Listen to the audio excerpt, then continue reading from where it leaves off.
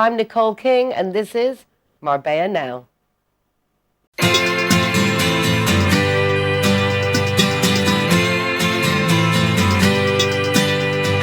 hey, it's a brand new day.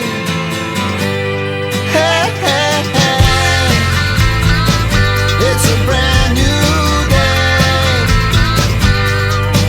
Halfway twisted. My first guest today is Philip Boven. I have him in my phone as Philip Tutors because that's how I met him, actually, at the press club of Costa Press Club.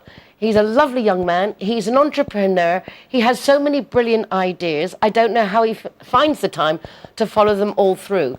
He's coming here today to present a first aid course online that he's managed to get some really cool collaborators to help them make it a reality. It's a fabulous subject. But before we get on to that, for those who've not met him before on Marbella Now, I'd like to do just a general introduction to Philip. Hello, how are you?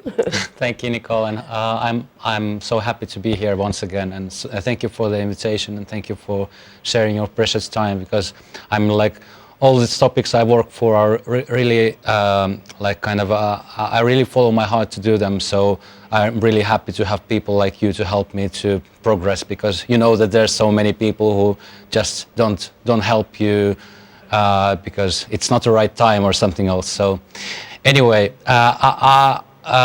Philip Tutors actually is kind of a good example that I don't want to be recognized by my name because I want to be recognized by the things what I'm like concentrating on. And Tutors is kind of it's my company here in Spain and in Finland.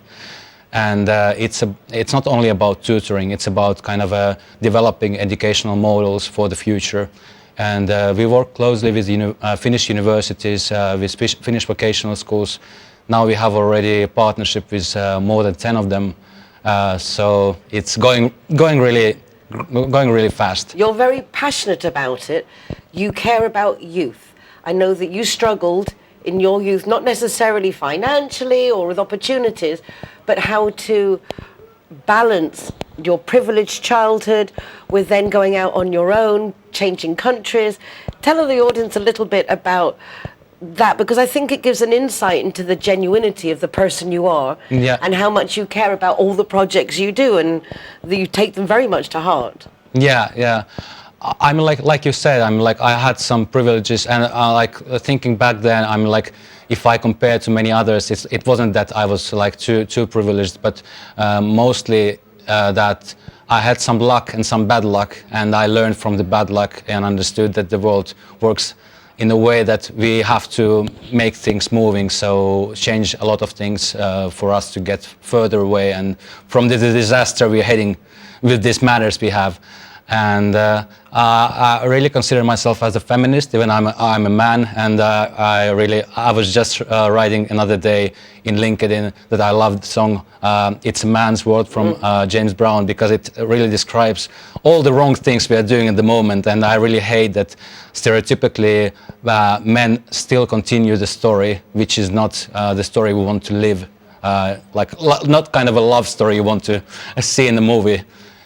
So I think my attraction to education is mostly because I have seen so many stories of many people, and I understand that it's just a chance for us to be able to survive our life in a way that society accepts us. And I really want to give that opportunity for everyone, because everyone deserves that chance. With having individual tutors, you're giving students the opportunity to develop themselves, their own unique abilities and their quirks that are normally our quirks that make us stand out from the rest, and that's normally our strongest point if we're not all bunged in together into the same group. And it's lovely to see how you really do break boundaries to achieve the goals. So if you're interested in education, helping students, getting a more personalized approach to your studies, wherever you're from, this is the guy to speak to because you have no boundaries. Basically, really just want to help, and it's a fabulous service. How can people participate with Philip Tutors? Yeah, basically, I mean, like when I started like 5 years ago, when we arrived, it was more about tutoring because I was alone. But now, because I have already so many collaborators, and I have already by my own, I'm leading like around 30 students all the time. So it's kind of a hard work, but it's a hobby for me. So still I'm able to, do a quality work with them because my passion is to develop communities, to develop active thinking, to develop kind of a future minds of our society.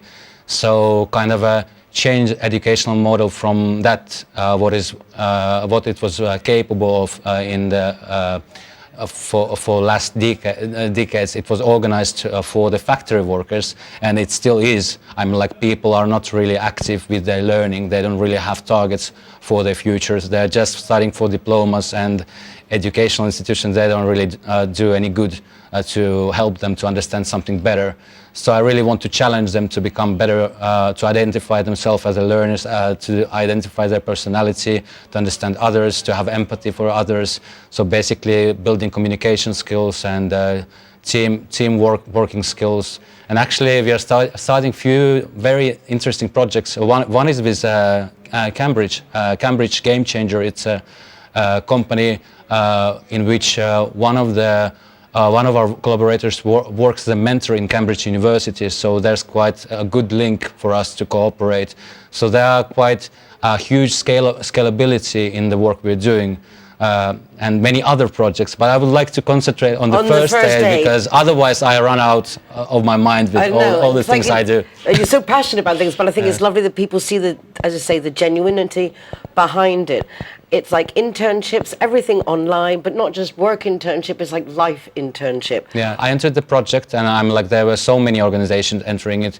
And I soon found out that it's not an easy work to work with the government workers and, small pueblos. Even I thought that it would be, a happy village accepting different changes and wanting to change infrastructure. So basically I moved in one of the villages, which I thought was prominent because they had a government of young people. So I thought that they have active minds and they want more receptive. Exactly, and then they want to do a lot of good and they want, to be kind of a change of society. It didn't work that way, but I learned a lot of things, of course, by being there. So I started to kind of do the research in that place, and then I found few projects I could do there, but it was quite hard. But because of my work with universities and really commitment to online education development and the quality of it and the future of it, so I found out that because of the statistics which I checked, there are, of course, in rural areas, there are so many seniors. The percentage of the seniors is quite high because people cannot live there, they cannot study, they cannot work, so they run out of the small rural areas. And of course, in Spain, because the inclination points are quite high and many villages are built on the mountains, so for elderly people they have to do their active living in very difficult conditions. Yeah. And during the winter time, Serranía del Ronda, where Carl lives, so there's very rainy periods, and it's just clicked to me that there might be many incidents. And during my living time there, there were 2 accidents like that, which could have been served with first aid help. And another one was this huge wildfire, the biggest in Spain, last year. So it's quite so heavy. All of us is something we should know. How does this course, what does it include, and who is it destined for? Who is the public it's aimed at? Yeah, so the idea of the first course, we have to maybe have a whole picture first, so you understand maybe what I was seeking with it. It's more about active community. So I really believe that this different and the positive of the rural area is that people really know each other, so they really care. Like if we change it to the setting of Malaga or some bigger city, then you don't know those people, so you don't care the same way. So I thought that I'm like to change the infrastructure of social care, like healthcare or educational or work possibilities. It's quite difficult. It will not change like easily, so I tried to see like through my experience how can we make a better living community through an activeness. So there were a few things which I thought that could be a solution, and first aid is kind of a guarantee that those people who start acting for others, they really start doing things rather than just waiting for something to happen. So I felt that it's a healthy actions for people to grow community activeness and be a member of community, and basically even they wouldn't learn any first aid skills. I mean, like someone maybe wouldn't be able to be active in the situation which is uncontrolled. Or so is this a course that's in stages, or is there a video per subject? Yeah. So it is done with Finnish University, and there's an emergency doctor who is also doing his PhD. Actually, I think he's already finished with it, and he's an active doctor, so he really knows the emergency care very well, and also he does his research, of course. And he was the person behind the course structure when we did it with the Finnish, biggest Finnish University of Applied Sciences. And beside that, we have a Spanish doctor from Vithasksanit, who is also emergency specialist and quite well known in the area, also widely known internationally. So idea is to have a 4-part course. It has videos, it has challenges like tasks to do, some reading, but basically it's to introduce what you need to understand during that situation, which is kind of a like high-intensity situation where you don't really have much time and you have to understand the limit of yourself. And how does one access these courses? So now we are offering it as a pilot, and it's free for everybody who wants to try it. Wow. Yeah. So it was hard a way for me to be able to manage to make it free for everyone, but it's pilot stage, and I really wanted those collaborators of mine to understand that we need to show what we are offering before we start asking people for money. So it's kind of a good gesture from those collaborators, and the idea is to form kind of events in small cities, or I mean, like it can be whatever event, city or pueblo.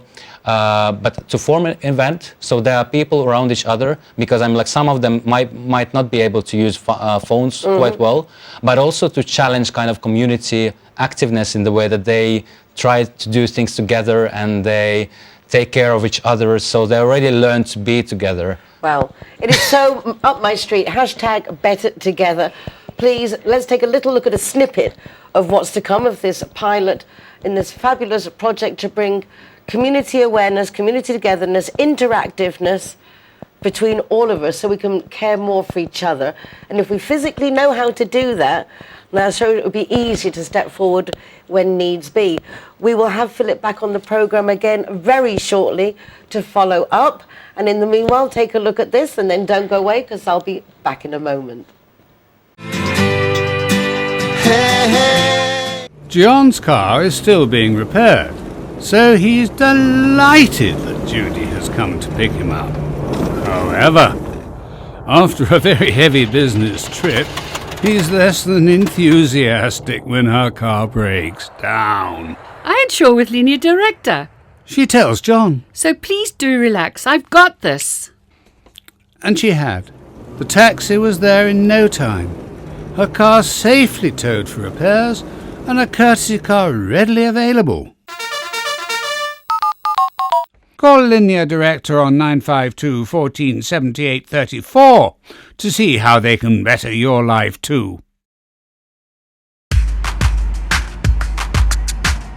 Everyone that comes and wants to join our Zero Hero Association, they will have free non-alcoholic drinks at our venue at any time. Hi guys, Ross here from Hogan Stand. Proud to be a member of the Zero Hero campaign. And We recommend everybody. Nobody drives drinking. Everybody who drives a car doesn't have any alcohol in their system, and we're proud to sponsor the Zero Hero program.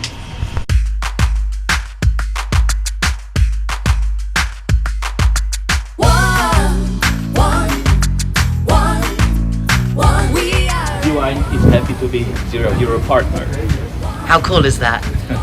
GY.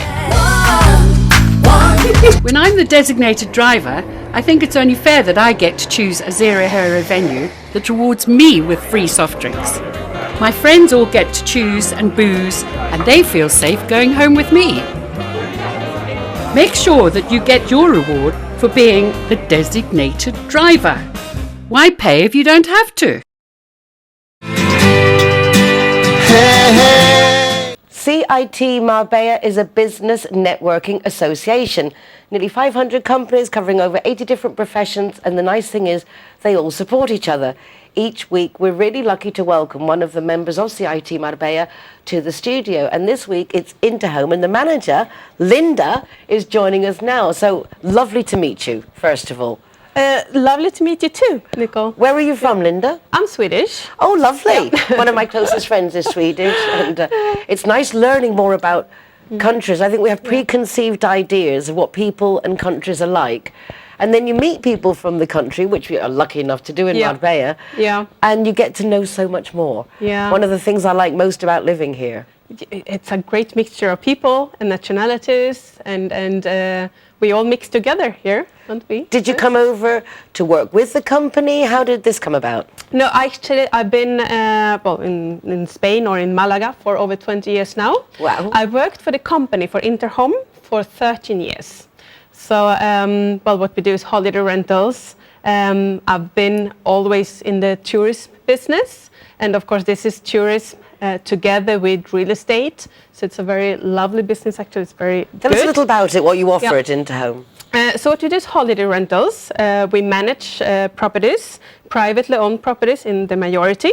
So I get to meet a lot of holiday homeowners. I see a lot of apartments and lovely houses. And then, of course, we offer a full management program. So we take care of the properties while we also rent them out. But you also, for the owners, cover all the legalities and things like that, I imagine. So it's easy for the renter and for the rentee. Yeah, we do everything related to the holiday rental, which is quite a lot, of course, because nowadays, since about 4 years ago, we have the legal also behind it. We need to have we need to have the rental license. So yes, of course, we can help out with that. Most important, we get a lot of customers to the properties and that we take care of them. I just wanted to mention, as you brought up, getting a legal number that allows you to rent out your home as a holiday home. A lot of people don't do this. But then when you rent something and you arrive and the property doesn't exist, it isn't for rent, it's already been rented or whatever. This is the idea behind having this classification, identification number, so that you know that you're renting something that exists. Exactly. I mean, it really is a good thing. I know a lot of people are wary of it because it's like, as you say, it's only recent. Exactly. You also are sure that what you rent fulfills certain standards. So it's security, both for who rents the properties, and also when you rent it out, you can offer something. Well, you have the obligation to have it, but also when you do offer it with the rental license, you say, I have a property that is, up to standards, and I do everything what is requested from me. How did you handle all the situation over the last couple of years? That must have been challenging, let's say. It has been very challenging, of course, and everything is. We have turned the business around a little bit. Of course, everything stopped when the pandemic started, and then no business at all for some months.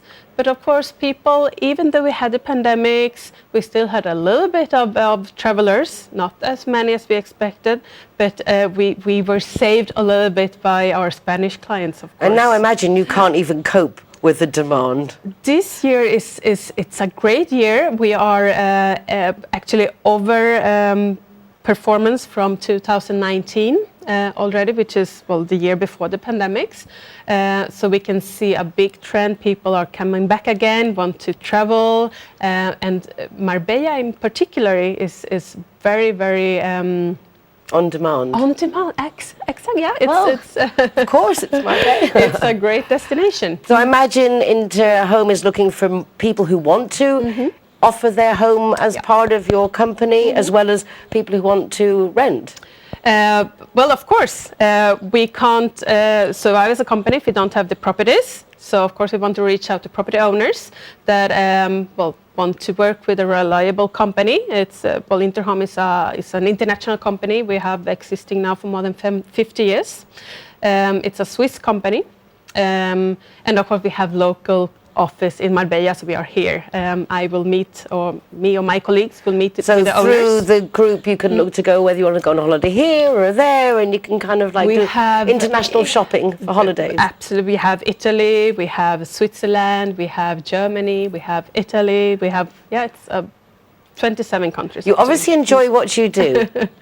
I do. I think it's the mixture of tourism and real estate. It's really great, and I also believe that what we do is something. I've talked for a few years now. If we are really in competition with the hotels or with the other kind of accommodation businesses, but this is something that has always existed. My company is existing since 1965, so I think we complete each other. Yeah, and when it's done properly, and you're also following the same legalities and taxes, then it's fair. I understand the hotels being upset that people are just renting their place like on the side, and they haven't got to fulfill those requirements, and obviously it costs money, so it makes sense. But of course, if you're a bigger group of people, family with children, several couples traveling together, you want to get together for meals, spend time by the swimming pool, just yourself. When my kids were tiny, we started off in hotels and very quickly learned that an apartment was much better. Yeah. It was much easier, and it was just organised. Exactly.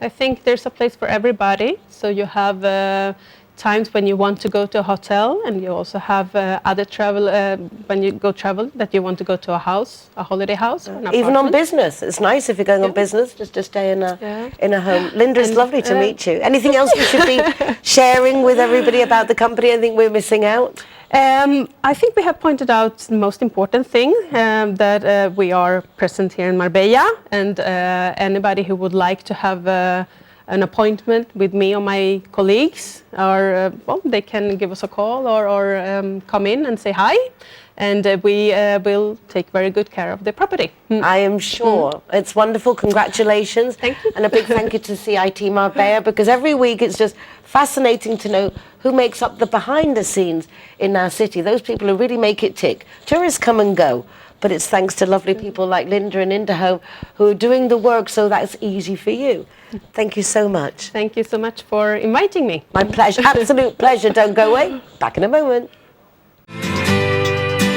Hey, hey. Zero Hero, welcome here at the Gaucho de Banús. Let the music get to your heart. Let it set you on your way. No time to hesitate. Welcome to Lemongrass, Doña Lola. Thank you very much. Tearing us apart. Poison arrows shoot straight to your heart. We can change everything. Zero Hero, welcome to Portofino, Cabo Pino. Worth your time. Hi guys, Kazatua is proud to welcome the Zero Heroes. So come on in and enjoy free soft drinks for anyone who is the designated driver. Thank you, Nicole. We are at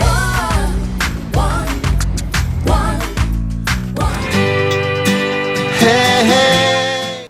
I'm not one normally to complain or criticise, but I have noticed that a lot of the tourists particularly are taking out their rubbish at all times of day.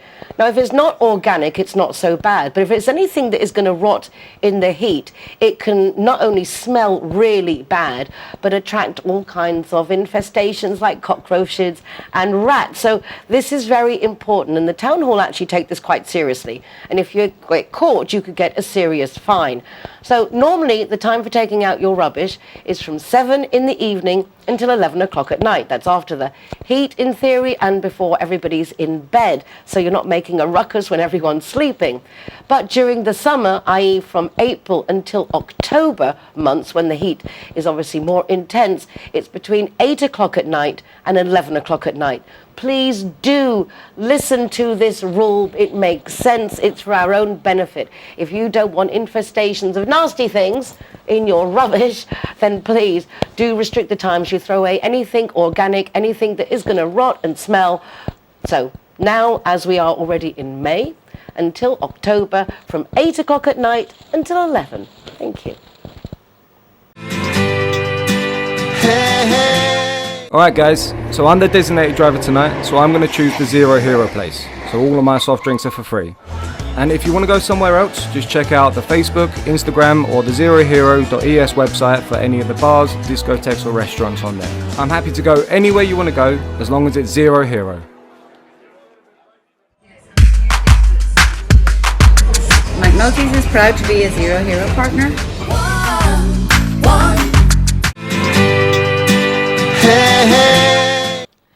I've seen Nathan Dean perform many a time, but this is the first time he's coming to the RTV Marbella Studios and Marbella Now to have a chat with us. So I feel quite honoured, Nathan. Welcome to the programme. Oh, it's my pleasure, actually. It's a great experience. I'm loving it so far. Yeah, we've chat on camera when we've been, I think, at Manolo Santana Club.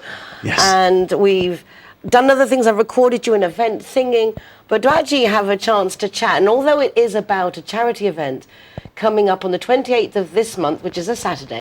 I was out on a camera job one afternoon, came home and there was a PA system on the floor in the lounge, and I said, "What's that?" She said, "You're going out singing." Because I'd always been an avid karaoke fan, nothing more than that. And in terms of how long have I been singing professionally, it's, if you take into account the 18 months of COVID, then it's about 3.5 years. How have you obviously enjoy it. Do you find you become like another persona, as you say, behind the camera, it's one thing, but suddenly to find yourself centre stage and everything dependent on you, yeah, and how you perform. So I find it nerve-wracking, to be honest, and exciting, and just I fizz when I get on stage, because it's a case, you know, at my age, memory's not fantastic. So I make a hash of lyrics now and again, and I have a giggle. Who cares? Yeah, exactly. I have a laugh with a lot of people. Isn't it nice? I'm really proud of Jo. I think it's a fabulous thing that she did, because if you're in somewhere like Marbella, where people do sing in restaurants and bars and hotels, we do have that culture. If you have a nice voice, how lovely for her to say, "You can do this." Oh yeah, it was the initial shock and surprise was sort of made me go white a little bit for half an hour. I sat back and thought, well, okay, yeah, let's give this a go. We arrived here in Spain and got the PA system out, did a few more practice runs and went out and offered services. What's your genre? What do you like to sing? My favourite is country music, but because demand is such that country music is you know, lots of people say, "Oh, I love country music," but you try and get a venue that wants to do it, and that's a totally different story. So I'm kind of genre free. I'm not a tribute, although I can cover most popular artists. In fact, I'm singing Michael Bublé, three tracks off Michael Bublé's latest album, just released 2 weeks ago. I'm doing 3 of those now. And you said you got a bad memory. You already got 3 new songs going. Yeah, I have a bit of time to learn and practice them. So but what's your again, involvement with the Via Tiberio charity event on the 28th of this month? Yeah, that's only 10 days away or so. Because I'm used to microphones and I'm used to stage presence, and I've worked with stars and etc. behind the camera and then in front of the camera a bit as well. I have become very familiar with using a microphone and talking, and I've been a host and MC on various different events across the UK and over here. And 4 years ago, I think this is the third or fourth year that I've done the Villa Tiberio as MC, and running the auction, organising the artists. Getting everybody going. Oh, it's hilarious because I get the freedom to run around a room with a radio mic, or as in this case, it's going to be on an open air terrace. It's going to be hilarious.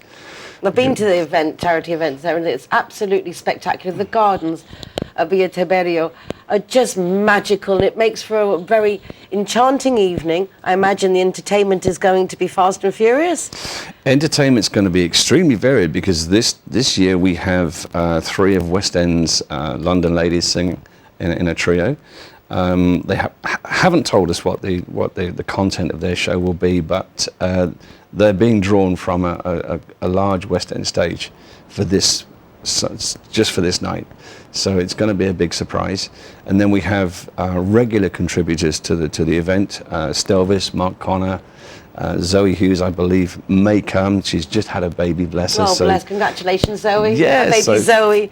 Yeah, that is good with these bits. I wonder if you watch these people grow up in front of your eyes. Yeah, it's amazing. Lovely. And lots of there's Maya My Love. There's Samantha wonderful. Anderson doing the Marilyn Monroe set. So it really is kind of star-studded in terms of the tributes that we've got. Mark O'Connor will be doing a Frank Sinatra set. I might even throw a couple of songs in myself if I get time, if I'm needed. But my job really is to host it and MC it. It sounds actually entertainment value, Yeah. and also it's for charity. What's the charity we're raising funds for? The charity is Cancer and Leukemia with Children in the UK. And that's run by the O'Gorman family, and I've known the O'Gorman family through a company that I still run in the UK, and I've run that company for 30 years. I've had association with the O'Gorman family 25 years ago, so it's really lovely to catch up with them again. And the charity raises funds for research for cancer, and back 30 years ago, the 30s. Percentage, if you like, only 30% of children came through a bout of cancer back then, whereas nowadays there are around 80% of children recover because they've done the amount of research that they've done. And this particular charity don't get government funding. Everything they've researched and they've done, and they've been involved in building hospitals and units and clinics for research and treatment, they've done through the fundraising and the goodness and kindness of people giving their money and time and resources to the charity. So they've done exceptionally well. They're really good. Well, it sounds like it's going to be an amazing event. 28th, which is a Saturday, coming up very, very soon. I imagine you just ring Villa Tiberio directly to book, or do you have to do something special? I would ring Villa Tiberio as soon as you can if you would like to come to the event, because it's going to be, every time I've done it, every time I've been there, the tables have been not much space between them, which is why they couldn't do it last year. I saw Des O'Connor there. I was just like, blew my mind. All kinds of people that go and just sit in the audience. Yeah, all kinds of, met a few celebrities last year or the year before when we were actually able to do it. and the guy who wrote Crossroads, I can't think of his name right now, the music for Crossroads. Oh, I was like, my heart dropped. It was like, he's such a cool guy. Yeah, and then we had Yazoo. She was there at the last event. But what a great lineup this year. I mean, everybody that you said is just locally loved, the international input as well. Yeah, there's another local artist which I must mention, that's Steve Owen. Steve is a singer, and he's got a beautiful set of PA and lights and systems, and he's basically putting his time and effort into it, and he'll be singing a set as well. So you and think he's a real powerhouse. Cheap at half the price. Oh, he's a powerhouse singer. Yeah, because sometimes when you see the price of these tickets, you think, well, but no, the opposite. You're getting a dinner at Villa Tiberio, which is 5-star luxury plus. You're getting entertainment that if you were to go to any concert would cost you twice as much. Plus you're helping a very worthy charity So really, it's... Oh, it's going to be phenomenal. And to top it off, Sandro, as always, and I believe this year won't be any different, will be doing a spectacular firework display after it. You know, just before the close of it, and we all get dragged out on the terrace. Normally dragged out on the terrace, but on this night we're going to be on the terrace anyway, with a proper stage set up and all the rest of it. So it's going to be a phenomenal event this year. Yeah, and I'm sure it will be, as it is every year. Nathan, thank you so much for joining us. We'll just ask you, are you still performing? Yes. Yes. Where can we find you? What do we do? Divot Gastro Grill on Dama de Noche golf course in Banús on a Thursday, normally. The Riviera Hotel in Benalmádena on a Tuesday night, the Las Arenas Hotel in Benalmádena on a Saturday night, and I'm covering for Mark Connor on the next couple of nights, tomorrow and Sunday, I believe, in Divot again, because he can't make it. He's on a cruise. And I can't make up my mind where I'd rather be, covering him in Divot or on the cruise. Well, it's nice that he's on the cruise, which is nice that he gets to do something different, because it's always good for cash in. It's nice we've got someone to cover his spot. Loved it, great place to go. A lot of good events there, and the food's really good, and they have really good music. And the other ones I don't know, so I'll have to go and check them out. But checked you out, he's good. Definitely worth seeing. Nathan, thank you very much. Congratulations on all the preparations. To everyone, Carol Anderson, everybody who's involved with putting it together. And of course, Sandro, chapeau. Because no one does it like Rio Tiberio. Thank you so much. Pleasure. Don't go away. Back in a moment. We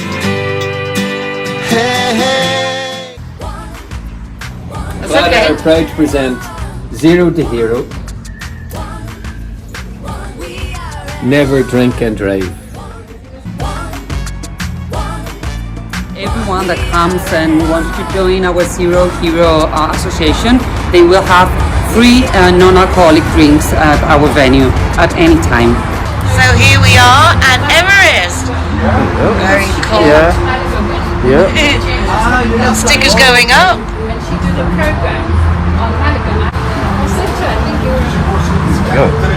Hey, my name is Govinda. I'm from Everest. Welcome to Zero Hero, to Everest Fusion, to enjoy your cocktails, drinks, and happy hour as well. And food, of course, is delicious. Thank you.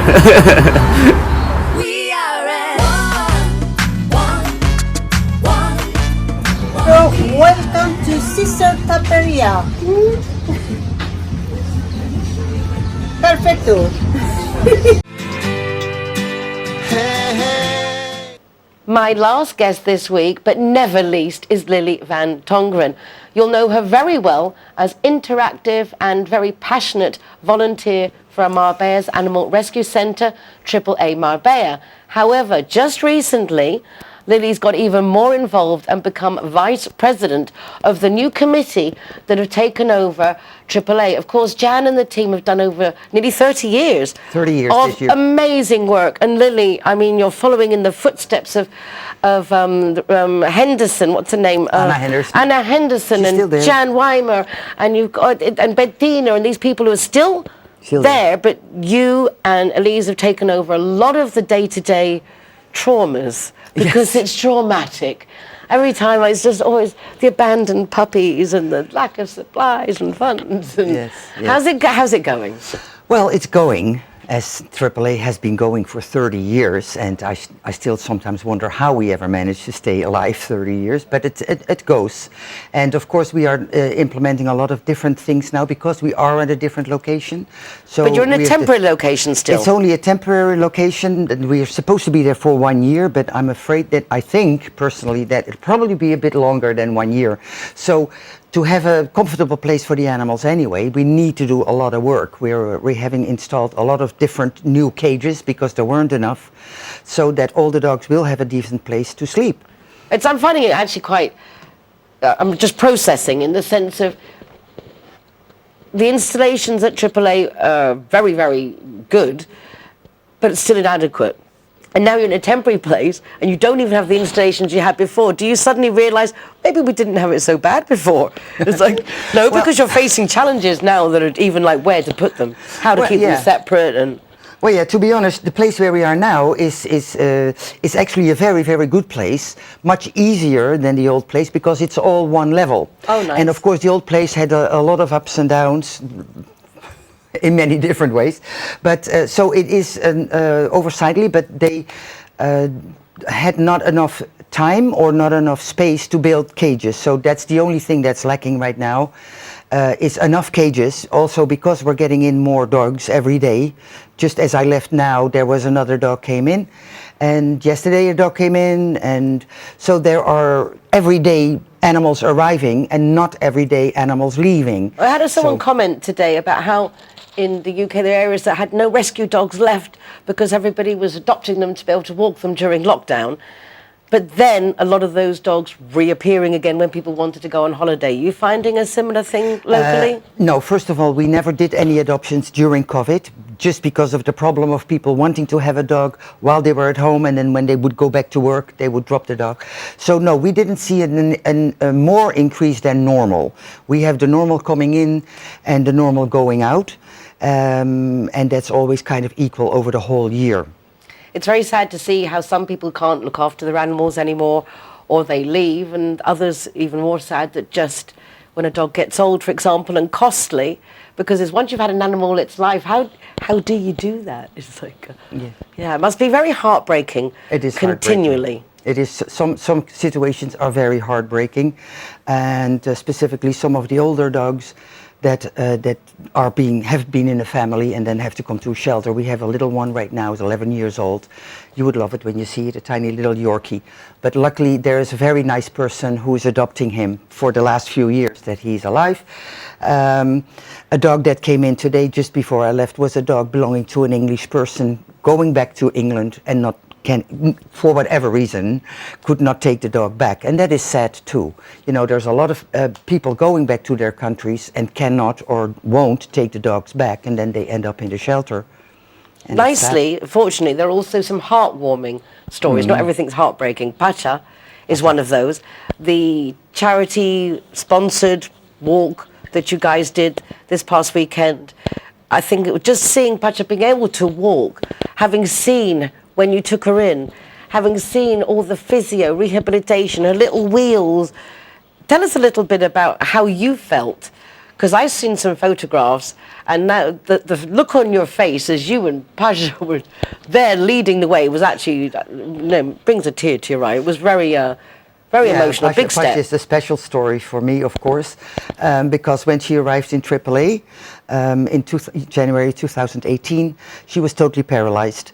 And the only thing she could do was move her head. And she was in a little basket in the office, and just sat with her and stroked her and had to have her drink a little bit from my hand. And we had an x-ray taken. There was nothing wrong, nothing broken, nothing. We didn't know what had happened because she was found that way.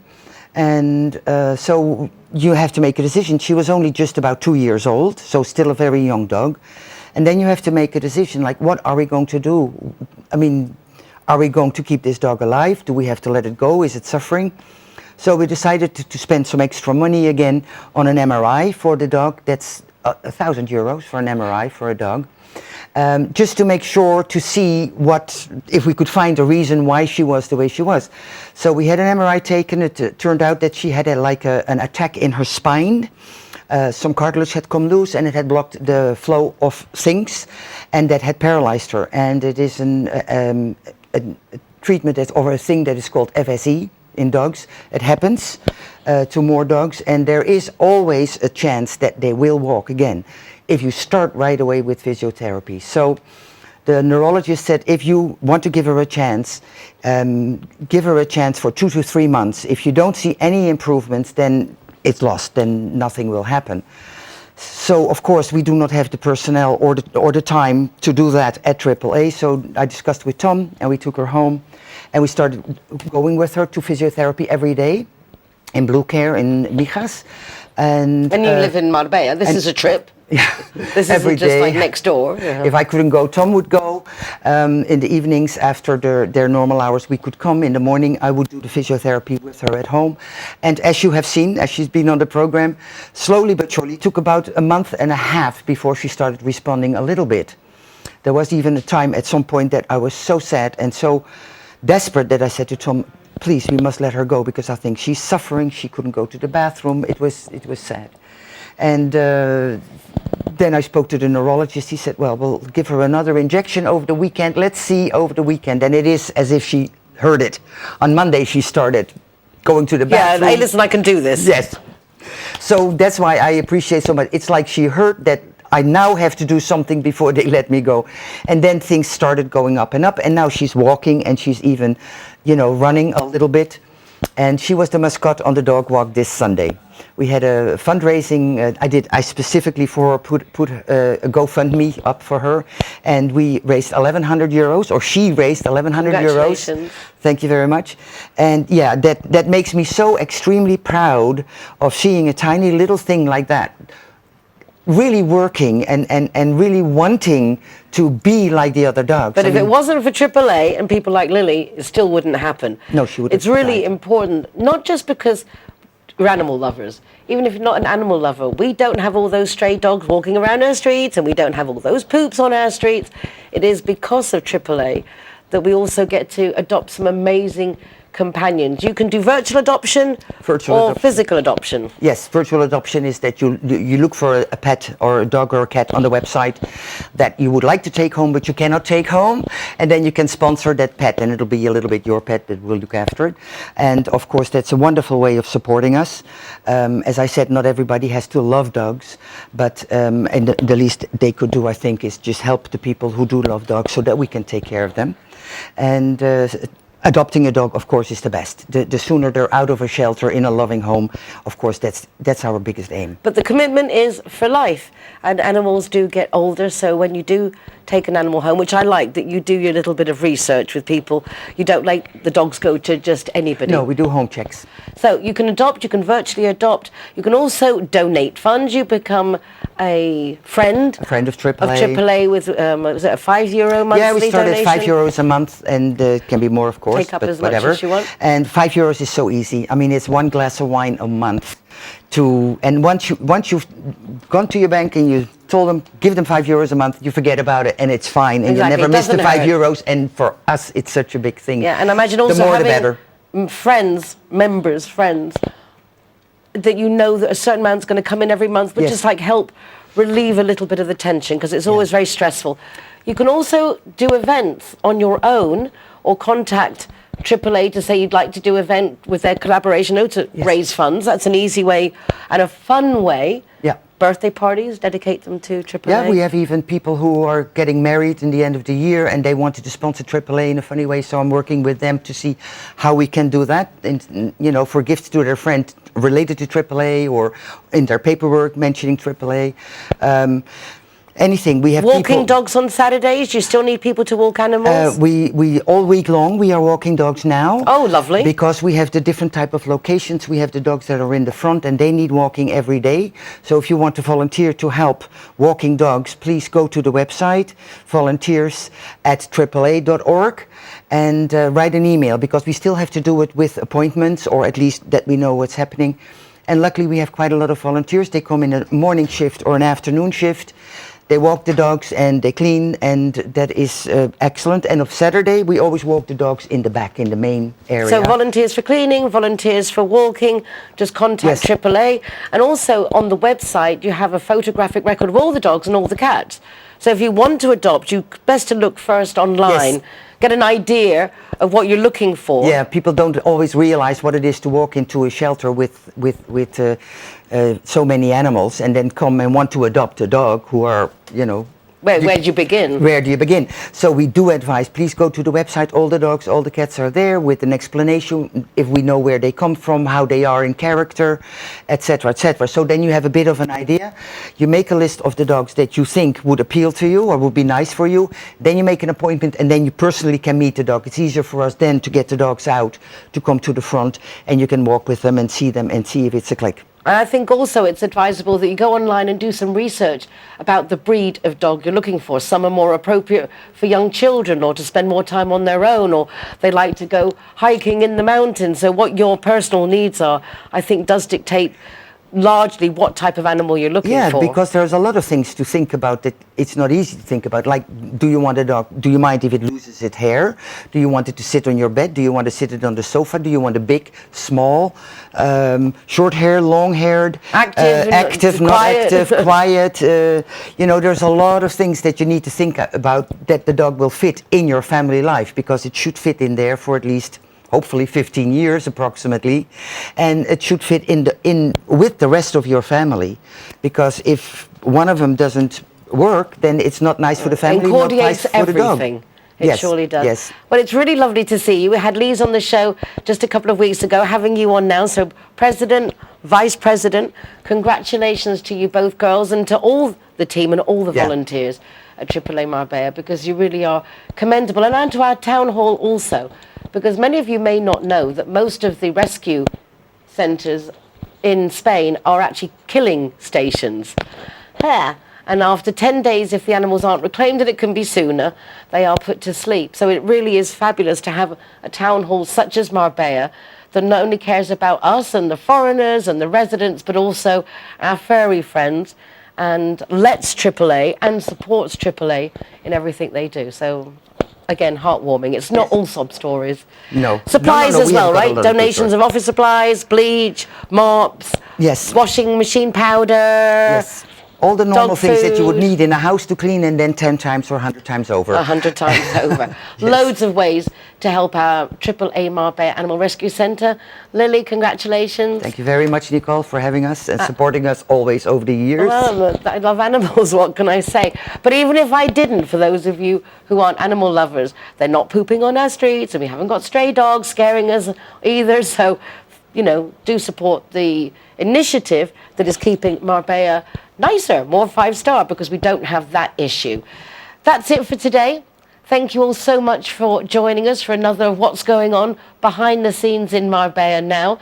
You can catch up with recordings of the show from the RTV Marbella website, or you can go to my website, nicoleking.es, with links here to the RTV Marbella website so you can watch the programmes, also to my column Marbella Moments in the Euro Weekly News, and our Zero Hero website, zerohero.es, with links to existing and ever-increasing bars, restaurants and hotels that are offering free soft drinks if you're the designated driver. Why pay if you don't have to? Take care of yourselves, be nice to each other, and please join us again next week of more of What's Going On in Marbella Now. Bye for now.